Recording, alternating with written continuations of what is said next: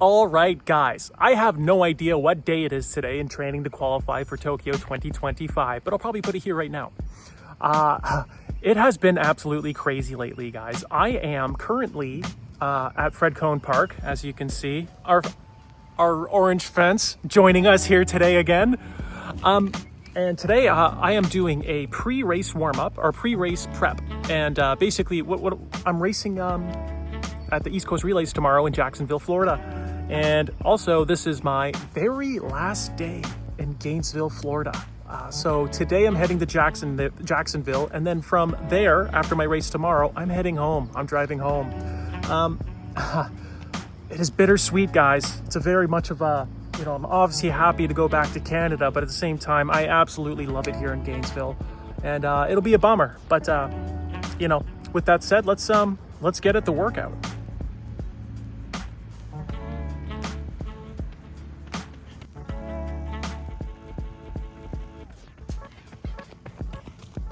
All right, guys, a short little pre-race. We ran our 226.2 from a standing start. And yeah, that's right around like the effort and the time I want to go out in tomorrow. I don't want to go out too hot. Tomorrow is just about trying to maximize my fitness level I'm in right now. So if we hit the 200 at 26 very low, like even 26 mid, guys, like let's I'll be happy. Let's get at the race like at a more even split. That's like where I thrive the most. They say the optimal 800 meter race is your second lap 2 seconds slower than your first. For me, it's probably closer to like 1.3 to 1.5 seconds. Everyone is slightly different, but I like the 2 second rule in general. But yeah, guys, tomorrow should be a good one, and the ride to Jacksonville should be good also. After packing for like hours, finally, I'm on my way to Jacksonville. Guys, it's bittersweet. I know I forgot something. I don't know what yet. I checked everything in my in the place. It doesn't look like I forgot something. Guarantee you I did forget something. I have all my most valuables with me. I have my running jersey, which I'm gonna need tomorrow. So off to Jacksonville, guys. Bittersweet, mostly bitter.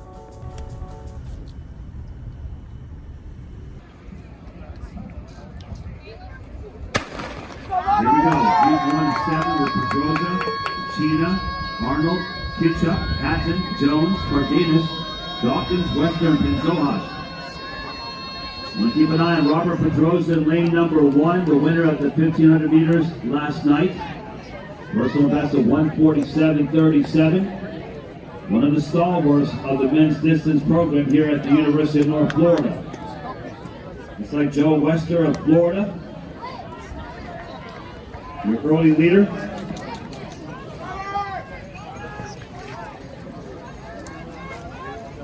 Followed by Miguel Pantojas. The Gators now running 1 and 2. Followed by Tommy Cardenas of the Professional Runners Club. After the 200 meter split. 52.34 for Wester, Pantojas at 52.79. Wester looking very good in the back straightaway.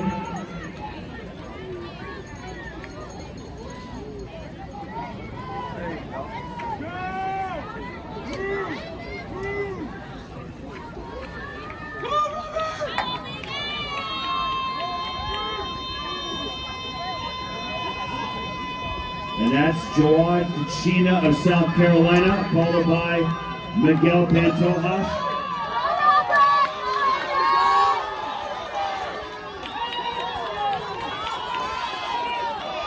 And Cardenas on the outside.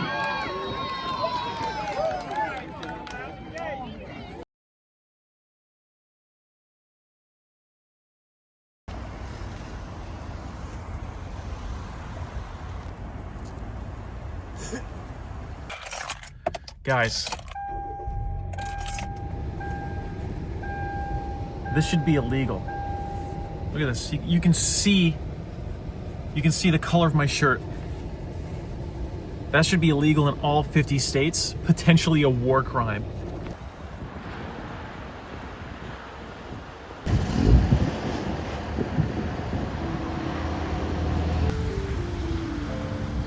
All right, guys, we're about 400 kilometers away from home. It has been a crazy past few days. Obviously, the race didn't go as planned. Not even close. That's like my third 150 point of the season, which is very slow. I have lots of thoughts on it, and this car ride has made me able to flush out these thoughts a little bit more. I will give a more comprehensive review at the end, but obviously at the end of my car ride when I'm back home and situated. But overall, like, it was so disappointing. Like, it was so disheartening to run like that. And there's a few reasons why. There's a few reasons why for sure. I don't want to get into it right now, so we'll get into it back when we're at home. But a huge congrats to my buddy, Tommy. I met Tommy a couple years ago, and I don't even think he ran sub 152 yet. No, I think he did. He's 151 personal best guy. He ends up running like 147.64 in the race I was in. It was a very quick race, and a big reason why it was so disheartening to run 150 point in a very quick race. I had every opportunity to run fast. I just didn't run fast, guys, and I have more thoughts about that later, but we're going to walk around a little bit. I'll probably go for a run, actually, a 30-minute run, and we'll see you guys at home.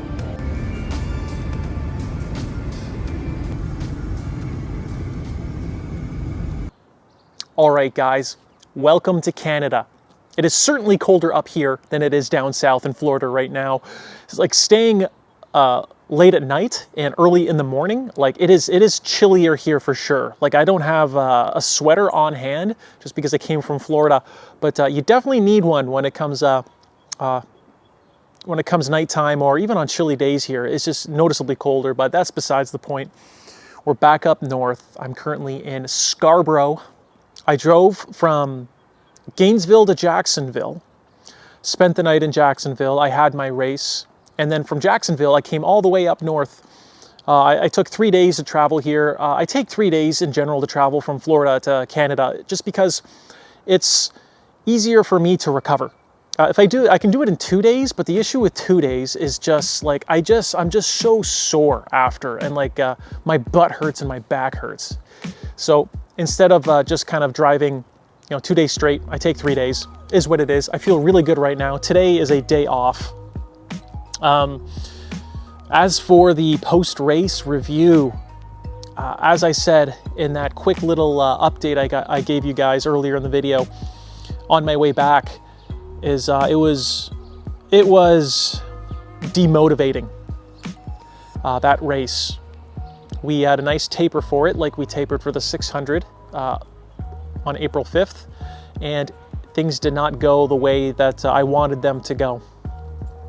It was a very fast race, and we didn't run very fast. We ran the same time. We ran 150 point for the third time this season. And in that way, it reminds me of my 2022 season, where I was really struggling to break 150. My personal best coming into 2022 was 149.96 as a 28-year-old. And then what ended up happening that season was I ran 150, 150, 150, and then I ran 149.89, which was a personal best. And then a month after that, I ran 147.8. So I'm hoping we can follow a similar, if not better, trajectory this season. But things need to change in the way I'm doing things if I'm going to do that. How are they going to change? We're just going to make some like very nuanced changes here.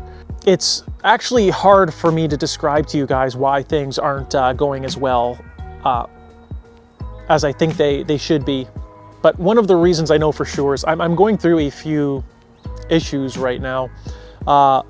Just like, I don't want to say health issues, but they're some a little bit of injury issues where I'm in a zone for the last 3 months where I feel something, and it's definitely affecting my training. It's definitely affecting my racing, yet it's not enough where I can take some time off, which is a good thing, and I'm still training, but this kind of thing that I have, it's just, it takes a while to fully recover from. And I'm hesitant to say exactly what it is, because it's human nature to look at the results of something, or look at something that's happened or happening, and then come up with a story on why it is. And if I tell you guys exactly like what I think I'm feeling and everything like that, it's going to be a storyline for you guys, and more importantly, a storyline for me. It's like, oh, I'm not running fast because of this. Yet, what if I run fast next race? What if my workouts from now on I start kicking a lot of ass? Is it still because of the same issues that I'm experiencing? Well, I'm going to have to change the story. So just because you make a story of something, it doesn't mean it's 100% the reason why you're not performing well. So that's why I'm hesitant to say exactly what it is. Do I think it's affecting me a little bit? Yes, I do. Do I think it's affecting my training? Yes. The kind of training I'm doing? Absolutely. But it is getting better. And at the same time, I still think that even with the issues I have, I should be running faster. I should be running faster in workouts, and I should be running faster in my races. So that's why, like, I'm not going to tell you guys exactly what it is yet. Maybe at the end of the season I will, because I don't want to create that kind of like the storyline. It's like an excuse saying like, oh, I didn't do well because of this. And no, because I still think I can run faster. I still think, even with everything I'm experiencing right now, I can do way better, and I'm just not. So the little changes, what we're going to do in our training is, for the next little bit, we might be doing some things like just a little bit slower with some 800-meter pace or faster stuff. We're going to do it less frequently, but we're going to really hit it when we hit it. I was devastated after my race.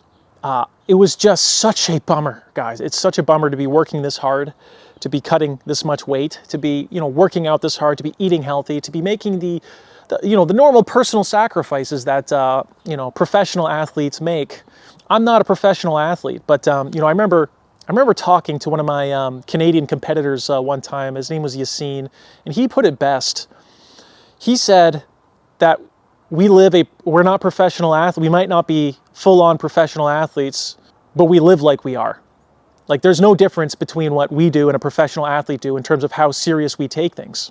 They might have more resources to pursue that, but there's not much resources in track and field in the first place. And we do treat it very, very seriously. And I kind of stuck with me. That's one conversation I really remember with him. So for the rest of today, we're going to do a life maintenance day. And I need this life maintenance day, guys. Like, my place is a mess. Just unpacking everything and putting everything away. And so I just cooked a bunch of food. I'm probably going to watch the hockey game tonight between Toronto and Florida. Game 2, go Leafs, go. Yet I wanted to talk to you guys about like just the resilience you have to have when you're in professional sport in general, and especially like individual sports where if you're not competing at your 99.9, 99.8 to 100% of your capability, you're going to get killed. Think of it this way. If say you're at 98% your best, that's 2%, right? 2% from your best. Let's say your personal best, like me, is a 147.5. 2% slower than that is around 150, right? I think maybe even a bit more than 150, or pretty close at least. And that's what I feel like I've been doing. I've been competing at 98% of my capabilities. And these faster paces just feel so fast for me right now. So we're going to adjust our training and act accordingly. But just the feelings you have of failure when these bad performances happen, and especially when you have like big goals and you're seeing everybody else kind of running way faster than you, and you start really doubting yourself, it's important just to let those feelings come, let them go, and you just adjust accordingly, and then you just keep on going. That's the only thing you can do. That's your only controllable outcome. You can't control anything else. So originally we were going to race in Nashville or Cleveland, Tennessee later this month. I think we're going to put that on hold as of now. There's nothing set in stone yet, but I just want to get some training in. I want to get more training in. I want it to feel easier running 27-second pace or faster from now on. It's not even that fast, guys, but it just feels so difficult for me. So we're going to keep going forward. We're going to keep going forward. We're going to let these feelings come. We're going to let them pass. And I think I've done a good job of that. And especially when you're older, it just gets a little bit easier. It it always sucks. You can just deal with the feelings better. Kind of like heartbreak. You know, once you went through it, the first time sucks the most. The second time it sucks so bad, but a little less. And it's the same with professional sports and bad performances. And just the consequences of these bad performances, it's easily to like let it weigh on you, right? Like because I've only run 150 this year so far, the odds of me getting into the fast heats, these upcoming big meets in Windsor, Guelph, Edmonton, and out in Vancouver, which we're planning to race, the odds of us getting in the fast heat are like very slim right now, if not zero. And I still believe in myself. I still believe I can do these fast times. There's still things I know I can do right. I just had a thinking session by myself, and the route to us running a big personal best is still on the table. It just looks a lot different than what I thought it was going to look like. But my whole career was like that too. It did not play out the way I thought it was going to play out, my whole running career. And I think it's the same thing for probably you guys too. You think that, whether it's with running or something else, however you imagine things are going to play out, it's not going to play out like that. But if you just keep working hard, it will play out the way it has to, and you will get your results. And that's the stage where I'm at right now. I thought I'd be running really fast right now. I already thought I would be in the conversation to be joining all of these really fast races and competing for the win. And that's just not the case right now. But the path is still there. And we are going to continue to work hard and make the necessary breakthroughs that I know that we can make, that I know that I can make. So if you're struggling right now with your running or anything else, just keep going. It's literally the only thing you can do. Keep going forward, make the adjustments, and just see what happens. The results will follow. If not, keep on going, make the adjustments, go forward, and the results will come. If not, rinse and repeat, rinse and repeat. Results will always follow. It's just the path will be slightly different or completely different than you thought it would. And on that note, guys, thank you for watching. Thank you for your patience. And thank you for your tolerance for me not running like super fast. My personal best is 147.53. And so far in this YouTube series, I have not even ran close to that. But we will. We will. And we're gonna have video proof. The things that we can control and the things that we are doing well right now is we are recovering more than ever right now. We are sleeping more than ever right now, which is a good thing. And right now, like, I've also made some very big breakthroughs for my weight cut as well too. And that's exciting as well, because all of these things are the things we can control, and we're going to control them for the future. So thank you again for watching, and I'll see you next time.